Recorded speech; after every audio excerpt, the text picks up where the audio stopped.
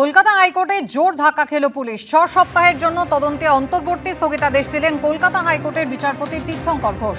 বিচারপতি এদিন সরাসরি প্রশ্ন ছুড়ে দেন, এক পাতার একটা অভিযোগ পেয়ে এফআইআর দায়ের করে তদন্ত শুরু করে দিলেন। তথ্য প্রমাণ কোথায়? বিচারপতি তীর্থঙ্কর ঘোষ বলেন, আজ অব্দি এমন কোনো প্রেসক্রিপশন বা লেটার হেড নেই যেখানে তিনি নিজেকে ইএনটি বিশেষজ্ঞ বলে দাবি করছেন। রাজ্যের আইনজীবী সওয়াল করেন, তিনি ক্লিনিকের প্রেসক্রিপশন ব্যবহার করেছেন, তিনি জানেন কি হচ্ছে। বিচারপতি তখন জানতে চান, যে বিজ্ঞাপনে আশফাকুল্লাহ নাইয়াকে ইএনটি বিশেষজ্ঞ বলে দেখানো হচ্ছে সেটা কোথা থেকে পেয়েছেন। রাজ্য সরকারের আইনজীবী বলেন, অভিযোগকারী এটা সোশ্যাল মিডিয়ায় দেখেছেন এবং সেখান থেকেই দিয়েছেন। বিচারপতি প্রশ্ন করেন, চিকিৎসকের বাড়ি থেকে কোনো প্রেসক্রিপশন বা লেটার হেড পাওয়া গিয়েছে? রাজ্য সরকারের তরফে জানানো হয়, বাড়িতে কিছু পাওয়া যায়নি, তবে ক্লিনিকে তল্লাশি চালাতে চেয়ে অনুমতি চাওয়া হয়। বিচারপতির যে অবজারভেশন সেটা উনি একটা অ্যাঙ্গেলে উনি বুঝিয়ে দিয়েছেন যে এটা এক ধরনের রাষ্ট্রশক্তি ব্যবহার করে দমন পীড়নের একটা জায়গা তৈরি হয়েছে। তো আমরা মনে করি এই জায়গাটা আজকের আমি নয়, অন্য যে কোনো ব্যক্তির প্রতি হতে পারে, কিন্তু ভয় পাওয়ার কোনো জায়গা নেই, তাদেরকে সামনে আসতে হবে, যুদ্ধ করতে হবে।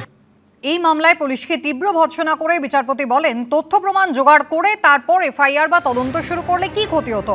আপনারা সাধারণ মানুষের অভিভাবক, কিন্তু রাজ্য সরকার যদি তার ক্ষমতা সাধারণ মানুষের ওপর প্রয়োগ করা শুরু করে তাহলে তারা কোথায় যাবে? পাল্টা রাজ্যের আইনজীবী সওয়াল করেন, অভিযুক্ত চিকিৎসক ক্লিনিকের প্রেসক্রিপশন প্রায় 1.5 বছর ধরে ব্যবহার করছেন, তিনি কেন বলেননি যে তিনি ইএনটি বিশেষজ্ঞ নন? বিচারপতি সাফ জানিয়ে দেন, অপরাধমূলক বিশ্বাসভঙ্গ করা হয়েছে এমন কোনো তথ্য প্রমাণ এখনো পর্যন্ত পাওয়া যায়নি। পরিষ্কার বলছি, পুলিশ এটা অসভ্যতা করেছে। এইটা কোনো একটা আমাদের এইরকম একটা সভ্য স্বাধীন দেশে এইটা করতে পারে না পুলিশ। যদি আশফাকুল্লাহ নাইয়ার বিরুদ্ধে কোনো অভিযোগ থাকতো তাহলে তাদেরকে সেইটা বলা উচিত ছিল যে আশফাকুল্লাহ নাইয়ার ওয়েস্টবেঙ্গল মেডিকেল কাউন্সিলে তার বিরুদ্ধে কমপ্লেন করা উচিত ছিল। পুলিশ সেরকম হলে তাকে নিজের ইয়েতে চিঠি দিয়ে ডেকে পাঠাতে পারতেন। সেই সব কিছু না করে, যেখানে সে থাকে না সেই বাড়িতে গিয়ে তার সমস্ত নথিপত্র খুঁজে দেখে সেগুলো তার যে সিজ করেছে। আশফাকুল্লাহ নাইয়ার বাড়িতে পৌঁছে গিয়েছিল বিধাননগর থানার পুলিশ এবং সেখানে তার বাড়িতে রীতিমতো তল্লাশি চালানো হয়, তোলপাড় করা হয়। আশফাকুল্লাহ নাইয়া নিজে বলছেন যে তিনি 2 বছর সেখানে শুধু থাকেন না এমন নয়, পুলিশ কিন্তু নোটিশ পরে দিয়েছে, আগে তল্লাশি চালিয়েছে এবং রীতিমতো ভয় দেখানোর জন্যই পুলিশের এই তৎপরতা, এমনটাই মত চিকিৎসকের।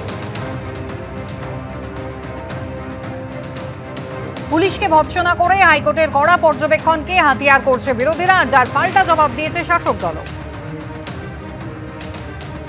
আজকে জঙ্গিরা সারা পশ্চিমবঙ্গে ঘুরে বেড়াচ্ছে, আমার ডান দিকে আইসিস থাকে আর বাঁ দিকে আল কায়দা থাকে, তার বাড়িতে পুলিশ যায় না। আর একজন ডাক্তারের বাড়িতে এমএস লেখার জন্য দিয়ে পাঠাচ্ছেন। আমরা কেউ ঘাসে মুখ দিয়ে চলি না মুখ্যমন্ত্রী, আপনার এই আমরা শুনেছি আপনি অত্যন্ত রিভেঞ্জফুল এবং ভেঞ্জফুল।